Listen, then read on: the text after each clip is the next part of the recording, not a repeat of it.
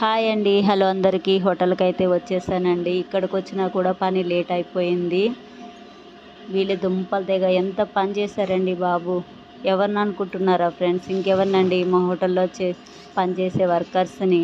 ఇన్ని రోజులు గణేష్ నవరాత్రులప్పుడు గిరాకీ ఉండదని తెలుసు కూడా వర్కర్స్ని పెట్టుకున్నాను. కానీ వీళ్ళు 10 రోజులు కూర్చొని మరి గిరాకులు లేకుండా జీతం కట్టించాను. ఇప్పుడైతే బాగా గిరాకీలు స్టార్ట్ అయ్యే దసరా సీజన్ టైంలోనే వెళ్ళిపోయారు. చూడండి ఎంత పని చేశారో వీళ్ళు దుంపలు తెగ.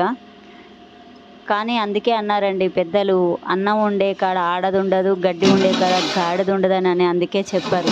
మనం ఎంత బాగా చూసుకున్నా వర్కర్స్ ఉండరండి. బాగా టైట్గా పని క్షణం కూడా ఖాళీ లేకుండా ఉండే వాళ్ళ దగ్గర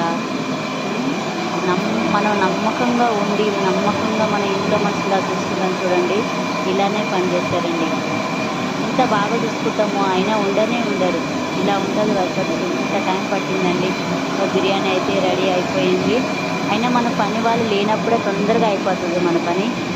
ఓకేనండి.